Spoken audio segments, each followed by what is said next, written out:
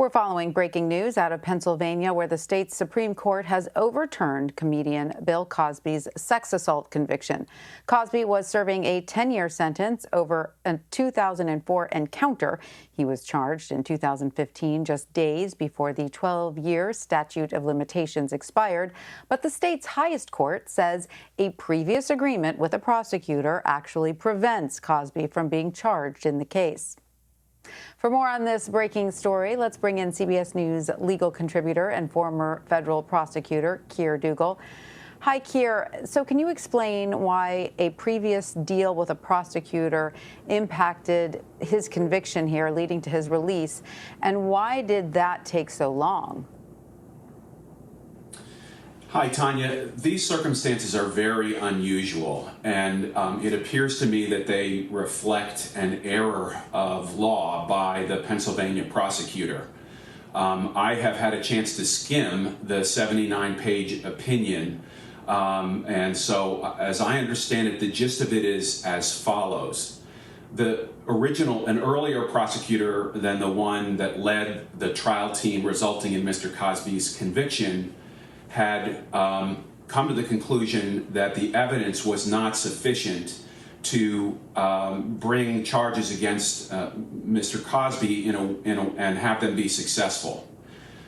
This prosecutor then decided that in order to assist the victim here, who's been identified in the press as Ms. Andrea Constand, in order to allow her civil case to go forward, he would effectively promise Mr. Cosby that he would not be charged in that particular case in Pennsylvania, in the belief that that would allow Ms. Constand's civil case to go forward by removing any concerns that Mr. Cosby would have and his ability to plead the Fifth Amendment to avoid incriminating himself when testifying in Ms. Constand's civil case. Now, that's a lot to unpack, but effectively, as I understand the facts here, this prosecutor decided to grant effectively immunity to Mr. Cosby in Ms. Constand's case so that she could proceed civilly. The problem here is that he did not need to do that. Ms. Constand could have gone forward with her civil case.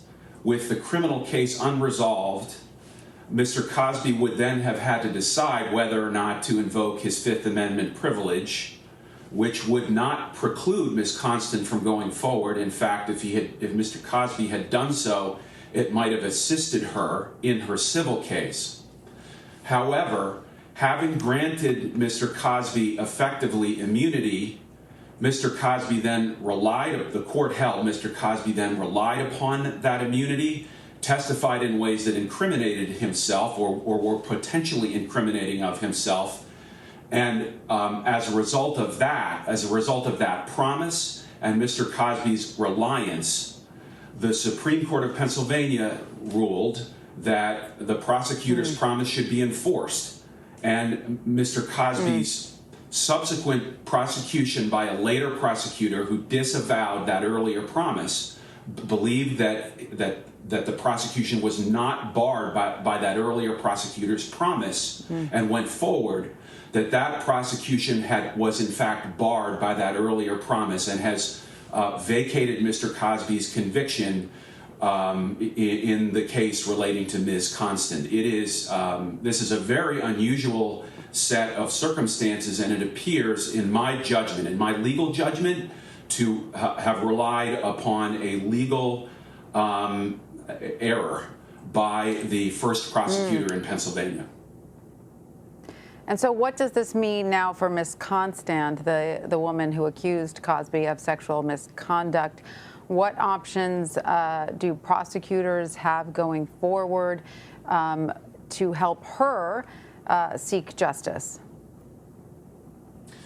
So the Pennsylvania Supreme Court's ruling relies in part for its decision on the Fifth and 14th Amendments to the United States Constitution, meaning that wrapped up in this state prosecution of Mr. Cosby are federal constitutional claims, which I think means that it is possible that the state prosecutors could try to take an appeal of those federal claims, perhaps to the United States Supreme Court. The court's review of claims like that are discretionary, and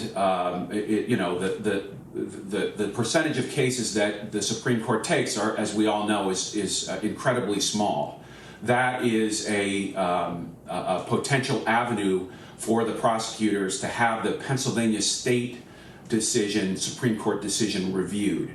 That's, I think, the avenue that's left. Mm-hmm. And as we know, Cosby has already served time for this conviction.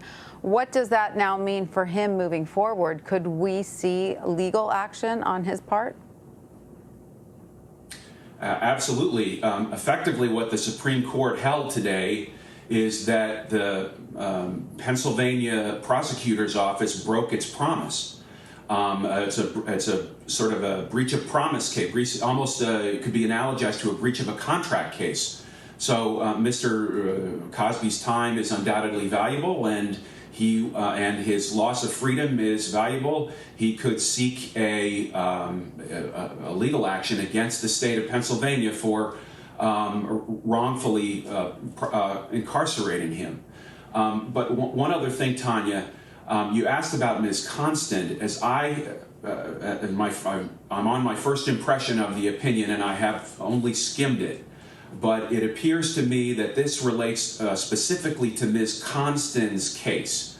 And so if there are other alleged victims out there, and I understand from this reporting about the trial that other women testified about their encounters with Mr. Cosby, this decision relates to Ms. Constant's case only.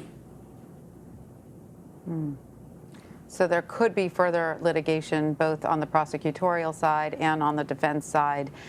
This story then, Keir, does not appear to be over.